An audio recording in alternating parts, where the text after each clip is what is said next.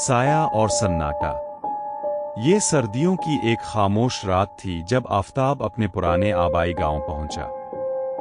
गांव के किनारे पर वाक़े वो हवेली बरसों से बंद पड़ी थी, लेकिन विरासत के कागजात की वजह से इसे वहां एक रात रुकना पड़ा। हवेली के कमरे गर्द और गुबार से अटे हुए थे।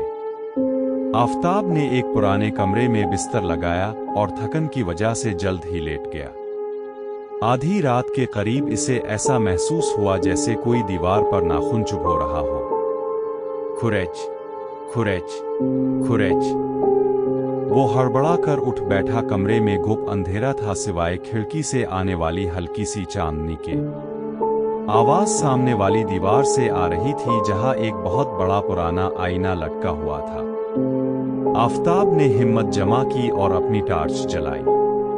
रोशनी जैसे ही आईने पर पड़ी इसका खून मुंजमद हो गया। आईने में इसका अपना अक्स मौजूद था, लेकिन वो अक्स साकिन नहीं था। आईने वाला आफताब इसकी तरफ देखकर एक ऐसी मुस्कुराहट मुस्कुरा रहा था जो इंसानी नहीं थी।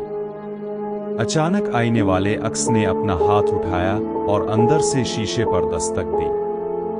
आफताब पीछे हटा, लेकिन इसे एहसास हुआ कि वो हल नहीं पा रहा। इसका अपना साया फर्श से अलग होकर आईने की तरफ खींच रहा था। खौफ के मारे इसकी चीख निकल गई, लेकिन कमरे में कोई आवाज पैदा ना हुई।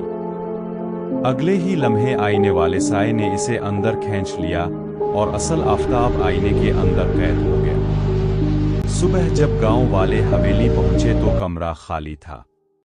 बस दीवार पर लगे आईने में आफताब का अक्स नजर आ रहा था, जिसकी आंखों में खौफ और खामोशी जिमी हुई थी, और वो किसी को मदद के लिए पुकारने की नाकाम कोशिश कर रहा था।